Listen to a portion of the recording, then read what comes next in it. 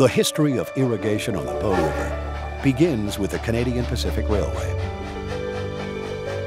In 1869, the Hudson's Bay Company sold the land of its fur trading monopoly to the new nation of Canada. Canada decided to tie its territories together with a railroad. The task was handed to a new company, Canadian Pacific Railway. The CPR's deal with Canada included a land grant of 25 million acres. The contract said arable land, farmland, and the CPR argued that much of the land it had received was in no way arable. The compromise was for the railway company to receive 3 million acres beside its right-of-way, land that would be arable if irrigated. From the start, the irrigation block was divided into 3 sections: west, central, and east. Work on the western section began in 1904. First, a diversion weir on the Bow River at Calgary. Next, the digging of the main canal that would lead water by gravity to Reservoir Number 1, Chestermere Lake. In the eastern part of the irrigation block, construction began to roll in 1910. Amazing structures were built, including the Bassano Dam and the Brooks Aqueduct.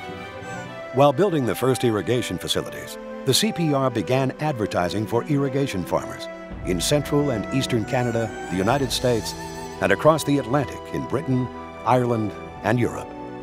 To prove that irrigation farming would work in Alberta, the CPR and federal government built a demonstration farm at the new town of Strathmore, east of Calgary. 700 acres were brought under irrigation. And settlers did come. They came because of water, for drinking, for bathing, for crops, livestock, gardens, and trees. Homesteading in a dry land was a fearful prospect, and the promise of irrigation water made all the difference. For most of the 1920s, irrigation farmers fared well. But the 1929 market crash and the Great Depression knocked commodity prices so far through the floor that farming was not profitable, no matter how you did it. CPR revenues plummeted, and the irrigation block was no longer profitable. The CPR wanted out. The farmers in the eastern section of the block made a deal to take over the irrigation facilities and the running of the system.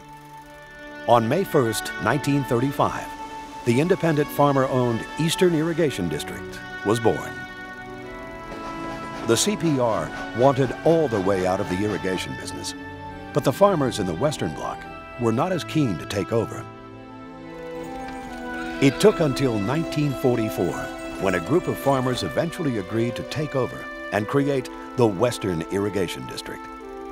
The history of the Bow River Irrigation District is very different from the other 2 Bow Basin districts because it had nothing to do with the CPR. The original founder of what evolved into the BRID was a private cattle company. With the support of some wealthy investors, the future looked bright for a time. Then came a series of reversals. Stability came to the irrigation project through government intervention. In 1950, it was taken over by the Government of Canada and operated and improved by the Prairie Farm Rehabilitation Administration. In 1968, ownership was transferred once again from the federal government to the Alberta provincial government. The Bow River Irrigation District was also born in 1968, covering the western portion of the project. It took over the remaining land and irrigation facilities in 1974.